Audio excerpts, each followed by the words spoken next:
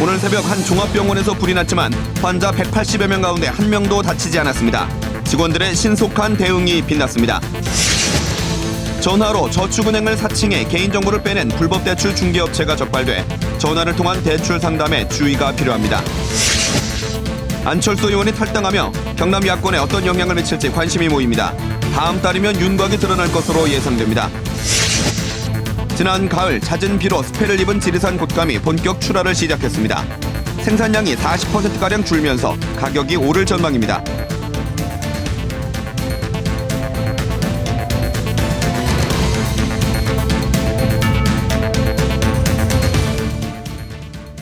안녕하십니까. 이어서 경남 소식입니다.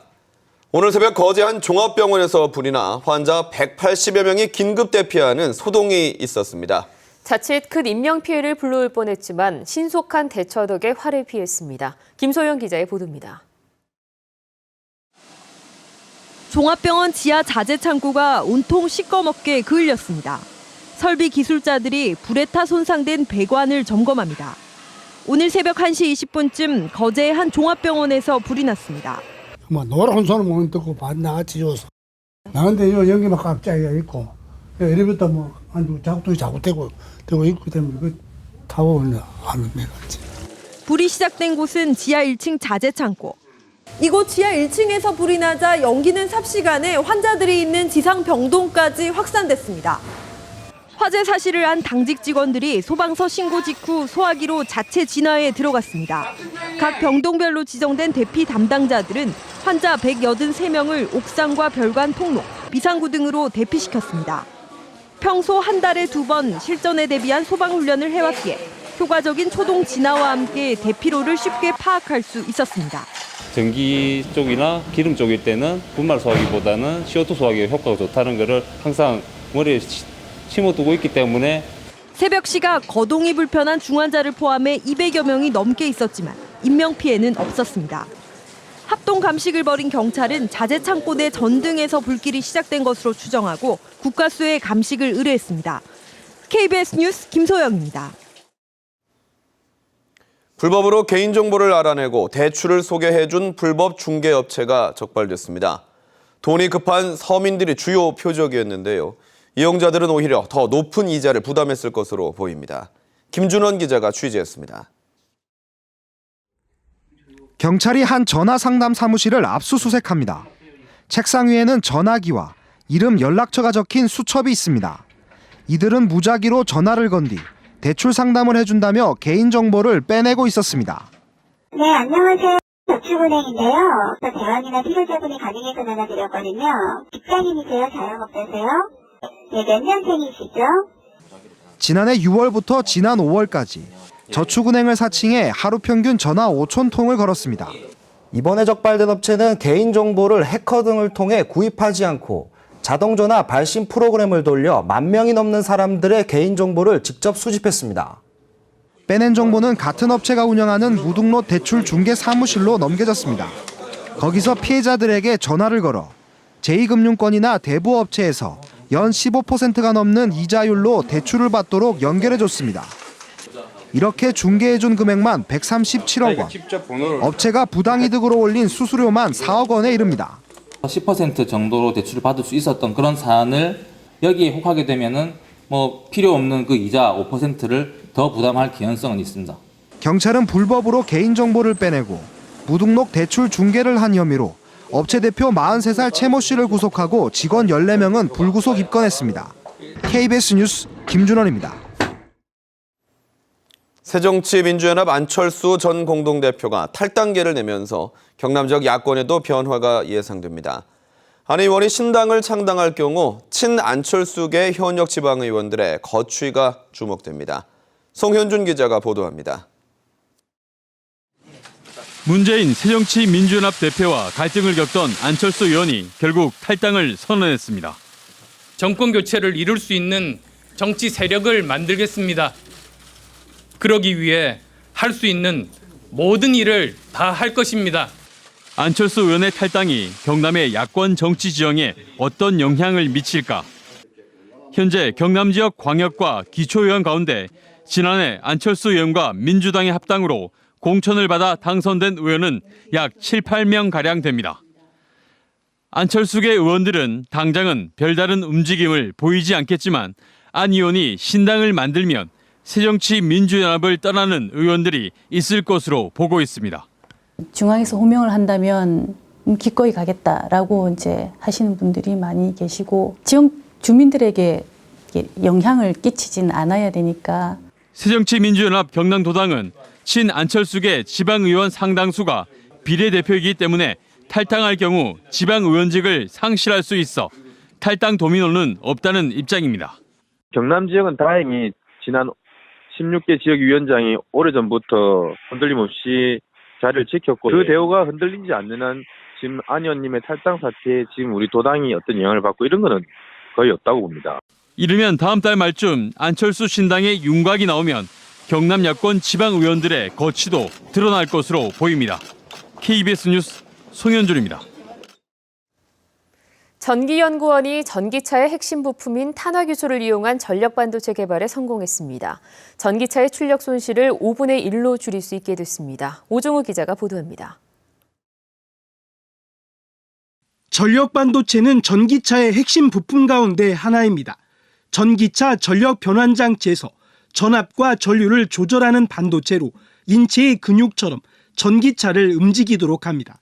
기존 실리콘 전력 반도체에 비해 탄화규소를 이용한 전력 반도체는 전기차의 출력 손실을 5분의 1 수준으로 줄여 효율이 높습니다. 또 열이 거의 발생하지 않아 전기차 냉각 장치의 무게와 부피를 줄일 수 있어 연비를 크게 높일 수 있습니다. 하지만 제조 기술이 까다로워 그동안 미국과 독일, 일본 등에서만 상용화에 성공했습니다. 전기연구원이 16년 동안의 연구 끝에 국내 처음으로 이 탄화규소 전력반도체 제조 원천 기술을 개발했습니다. 열이 훨씬 적게 납니다. 그래서 무게가 가벼워지고 냉각 장치를 또 뺄 수가 있어서 전기자동차의 효율을 획기적으로 높일 수가 있습니다. 전기연구원이 국내 한 업체와 기술 이전 계약까지 체결했는데 곧 양산에 들어갈 예정입니다. 특히 차기에 이제 친환경 전기자동차 시장이 커짐으로써 이쪽에 이제 저희가 선점에 나가서 탄화규소 전력반도체 세계 시장은 지난해 기준 1,670억 원 규모였지만 오는 2020년 1조 2천억 원대로 고속 성장할 전망입니다. KBS 뉴스 오종우입니다. 올해는 고온다습한 날씨 때문에 곶감이 무르거나 곰팡이가 펴서 수확량이 크게 줄었습니다. 오늘 초매식을 시작으로 본격적인 출하가 시작됐는데요. 곶감 가격은 예년보다 오를 것으로 전망됩니다. 보도에 송금한 기자입니다. 먹음직스럽게 모양을 낸 곶감들이 경매에 나왔습니다. 함양 곶감의 올 겨울 첫 경매 행사에는 150여 개 농가가 참여했습니다. 2,000여 접의 고종시 등이 출시됐습니다. 올해는 전반적으로 수확량이 대폭 감소해 가격이 지난해보다 다소 오를 것으로 보입니다. 이상기온에서 피해를 좀 많이 입었습니다. 작년에 대비해서 한 40% 이상 생산량이 줄어들 걸로 예상을 하고 있습니다. 고온다습한 날씨 때문에 11월에 건조를 시작한 곶감들은 대부분 습해를 입었습니다. 하지만 환풍기와 제습기 등 시설을 갖춰 습해에 대비한 일부 농가는 피해를 줄일 수 있었습니다. 밖에 비가 왔을 때도 완전 밀폐를 시키고 제습과 난로 여러 가지를 이용해서 최대한 곰팡이도 발생하지 않고 버리는 곶감도 없이 완벽하게 곶감이 생산이 됐습니다. 함양군은 습해를 줄이기 위해 5억 8천만 원의 예산을 긴급 편성해 농가에서 환풍기와 제습기 등을 마련하도록 도왔습니다. 함양 지역 곶감 경매는 내년 2월까지 매주 월요일과 목요일마다 15차례 진행할 예정입니다. KBS 뉴스 송금환입니다.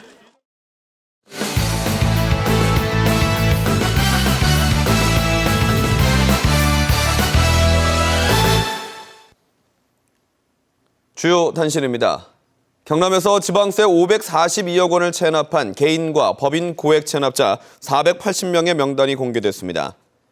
경상남도가 오늘 공개한 고액 체납자 명단을 보면 법인 중에는 1999년에 부도가 난 동성종합건설이 32억 6천만 원으로 가장 많았고 지난해 부도난 함양군의 스카이뷰 산업이 15억 6천만 원으로 두 번째입니다. 개인으로는 김 씨의 주소를 두거나 사업을 한 52살 이모 씨가 7억 원, 60살 문모 씨가 5억 7천만 원입니다. 경상남도의 양방, 항노화, 의생명연구개발센터 구축, 상용화 지원 사업이 국가사업으로 확정됐습니다. 경상남도는 산업통상자원부 공모사업에 양산시와 양산부산대병원이 신청한 의생명연구개발센터 상용화 지원 사업이 확정돼 올해 말부터 본격 추진한다고 밝혔습니다. 양방 항노화 의생명연구개발센터는 국비 40억 원과 경상남도, 양산시, 부산대병원 등이 93억 원을 투입해 설립하고 항암 표적치료 의료기기 전문센터 등으로 특화하게 됩니다. KBS 진주방송국은 오늘부터 거창 가막산 중계소에서 제1라디오 표준 FM을 송출합니다.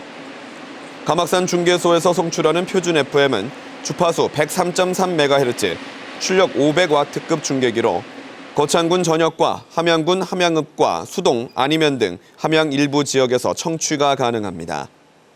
표준 FM 방송은 AM과 같은 제1라디오 프로그램을 깨끗한 음질의 스테레오 방송으로 들을 수 있습니다. 통영고용노동지청이 직원들에게 임금을 주지 않고 달아난 혐의로 중소기업 대표 58살 황 모 씨를 구속했습니다. 통영의 중형조선소 협력업체 대표인 황 씨는 지난 2011년 4월부터 3개월 동안 직원들에게 임금 2억 4,400여만 원을 지급하지 않고 달아난 혐의를 받고 있습니다. 노동지청의 조사 결과 황 씨는 조선소로부터 기성금을 받아 개인 채무 변제 등에 모두 사용한 것으로 밝혀졌습니다. 창원의 국내 최초로 산업의료대학과 병원 설립을 골자로 하는 법률안이 국회에 제출됐습니다. 새누리당 박성호 의원 등 국회의원 27명이 공동 발의한 법률안은 교육부 장관 소속으로 창원의 산업의료대학과 대학병원을 설립하고 5년마다 산업의료인력 양성 계획을 수립하도록 하는 내용 등이 담겨 있습니다. 우리나라의 산업재해 사망률은 13.6%로 OECD 국가의 5배에서 7배 수준으로 특히 창원시는 제조업 비중이 54.3%로 산업재해 의료 수요가 높은 편이지만 인구 100만 이상 도시 가운데에서는 유일하게 의료대학이 없는 실정입니다. 사천에 본사를 둔 아론비행 선박산업이 제조한 수면 비행 선박 위그선이 대한민국 기술대상 시상식에서 산업통상자원부 장관상을 받았습니다. 아론사는 자체 비행 기술이 위그선 경쟁 개발국보다 우위에 있고 실제 바다에서 16만 킬로미터 운항 시험을 한 독자 기술이라는 점을 산업부에서 높이 평가했다고 밝혔습니다.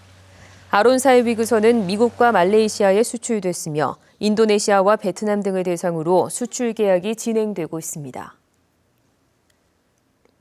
경남교육청은 특성화고와 일반고 학생 38명을 대상으로 한 호주 해외 인턴십 수료식을 지난 주말 시드니 한인회관에서 개최했습니다. 이번 해외 인턴십에서 특성화고 학생들은 12주, 일반고는 5주 동안 영어 교육과 현장 실습 등으로 실무 역량과 글로벌 감각을 익혔습니다. 특성화고 28명 가운데 27명은 현지 취업이 확정됐고 일반고 11명은 현장 적응 교육이 끝나면 전공별로 현장 취업과 전공 심화 과정 연수를 진행할 계획입니다. 경남 소식이었습니다.